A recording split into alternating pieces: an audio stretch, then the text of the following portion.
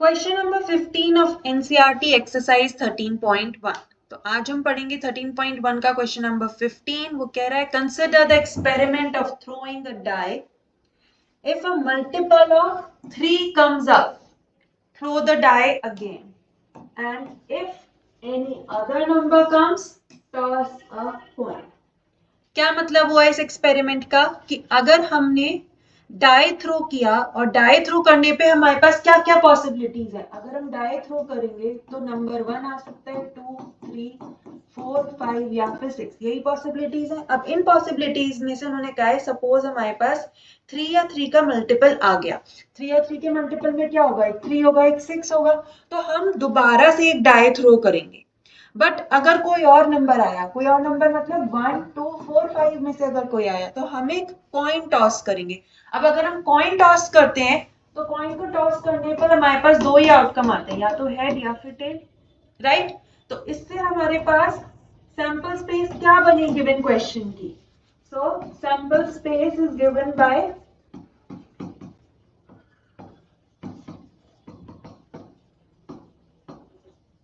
S equal कितनी बन जाएगी हमारे पास।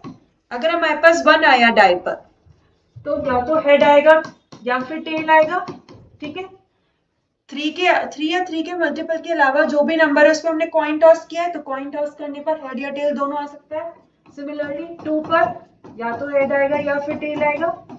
बट अगर हमारे पास 3 हो गया तो 3 के साथ डाई थ्रो करिए। अब डाई थ्रो करने पर 6 की 6 नंबर आ सकते हैं, या तो 1 आ जाए या 2 आ जाए या 3 आ जाए या 4 आ जाए या 5 आ जाए या फिर 6 आ जाए। अब एक डाई पे तो 3 आ गया, नेक्स्ट डाई पे कोई भी नंबर आ सकता है। अब अगर फर्स्ट डाई पे 4 आया है तो उसके साथ फिर हमने कॉइन टॉस किया है और उसकी दोनों पॉसिबिलिटीज आ सकती हैं, हेड भी और टेल भी। सिमिलरली अगर 5 आया है तो उसके साथ भी दोनों पॉसिबिलिटीज आ सकती हैं, या तो हेड या फिर टेल। बट 6 क्योंकि मल्टीपल ऑफ 3 है तो उसमें हमारे पास क्या होगा, यस, दोबारा से डाई थ्रू किया है तो कोई भी पॉसिबिलिटी आ सकती है। 1, 2, 3, 4, 5 एंड 6। 6 के साथ ये 6 के 6 नंबर्स आ सकते हैं। और तो कुछ नहीं किया हमने एक्सपेरिमेंट में। So this is our sample space. अब नंबर ऑफ एलिमेंट्स काउंट करोगे अगर आप तो इसमें कितने निकल के आएंगे, काउंट करना और देखना। इसमें आएंगे 20 एलिमेंट्स। तो हमारे पास सैंपल स्पेस में नंबर ऑफ एलिमेंट्स कितने हो गए, 20। नाउ आगे पढ़ते हैं। इन्होंने कहा है find the conditional probability of the event the coin shows a tail. Coin shows a tail का क्या मतलब हुआ, तो पहले हम मान लेते हैं लेट इवेंट, इस इवेंट को मान लेते हैं कॉइन शोज अ टेल को ई। इसको हम किससे डिनोट कर रहे हैं, ई से।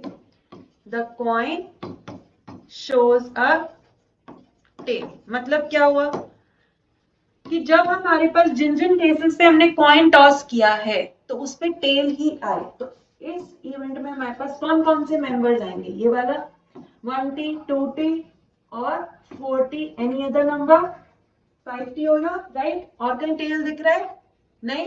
सो दैट मीन्स हमारे पास इवेंट ई के कौन कौन से एलिमेंट्स हो गए, 1T, 2T, 4T and 5T, right? So total number of elements in the event E is equals to 4। Clear हो रहा है सबको। नाउ उन्होंने क्या कहा है, एक और स्टेटमेंट लिखी है, event the coin shows a tail के बाद given that at least one die shows a 3। तो ये एक और इवेंट हो गया हमारे पास। कंडीशनल प्रोबेबिलिटी का मतलब होता है एक इवेंट हमें निकालना है प्रोवाइडेड एक इवेंट हो चुका है। तो given that at least one die shows a 3 का क्या मतलब हुआ कि ये वाला इवेंट अकर हो चुका है, तो इसके अकर होने के बाद इस पर डिपेंड करते हुए हमारे पास ई इवेंट के होने की पॉसिबिलिटी क्या है, प्रोबेबिलिटी क्या है। तो इसको हम लिख देते हैं F. At least one die shows a 3 को क्या मान लेते हैं, एफ। सो ये कितना हो जाएगा, जिन जिन पे 3 आ रहा है बताओ किस किस पे आ रहा है, एक तो इस पे आ रहा है, राइट। 3, 1, 3, 2, 3, 3, 3, 4, 3, 5, 3, 6 और कोई पे 3, 6, 3 पे एंड और किस पे हमारे पास 3 आ रहा है, आई थिंक सो बस इतना ही है, राइट। तो 3, 1, 3, 2, 3, 3, 3 4 3 5 3 6 एंड 6 3। ये हमारे पास हुए एलिमेंट्स इवेंट एफ के। तो इवेंट एफ में नंबर ऑफ एलिमेंट्स कितने हो गए हमारे पास? 7 हो गए। अब हमें निकालनी है कंडीशनल प्रोबेबिलिटी। कंडीशनल प्रोबेबिलिटी में जो इवेंट हमें निकालना होता है वो हम लिखते हैं ऊपर। तो हमें ई इवेंट फाइंड करना है और एफ हमें गिवन है, राइट। और इसका फॉर्मूला क्या होता है? P of E intersection F upon PF। अब इसके लिए हमें E इंटरसेक्शन F भी निकालना पड़ेगा। E इंटरसेक्शन F अगर हम देखते हैं तो कितना आ रहा है? इन दोनों इंटरसेक्शन मतलब कॉमन। क्या कोई कॉमन एलिमेंट है? 1T 2T 4T 5T are the elements of E event. और ऐसा कोई भी इवेंट हमारे पास, ऐसा कोई भी एलिमेंट हमारे पास इवेंट F में नहीं दिख रहा है, ना ही इवेंट F के एलिमेंट्स हमें E में दिख रहे हैं। तो क्लियरली हम कह सकते हैं कि कोई भी एलिमेंट कॉमन नहीं है और ये दोनों का इंटरसेक्शन 5 है। 5 मतलब नल सेट, मतलब कुछ भी कॉमन नहीं है। अगर कुछ भी कॉमन नहीं है उसका मतलब ये हुआ इन दोनों के अंदर नंबर ऑफ एलिमेंट्स कितने हो गए? 0। अगर नंबर ऑफ एलिमेंट 0 हो गए तो इससे हम ये कह सकते हैं कि E इंटरसेक्शन F की प्रोबेबिलिटी कितनी हो गई? 0, राइट। सो ये तो हमें चलो मिल गया, कितनी हो गई? 0। अब हमें निकालनी है probability of F। Probability of F चाहे हम निकालें या ना निकालें, हमारे पास 0 upon something gives 0, right? So PE upon F मतलब conditional probability of this event is 0। अगर आप कहते हैं कि नहीं मैम PF, फिर भी बता दीजिए कैसे निकालते हैं। तो PF कितना होगा हमारे पास? Number of elements in F upon total number of elements in the sample space. इसमें हमारे पास कितने हैं? 7 और इसमें 20।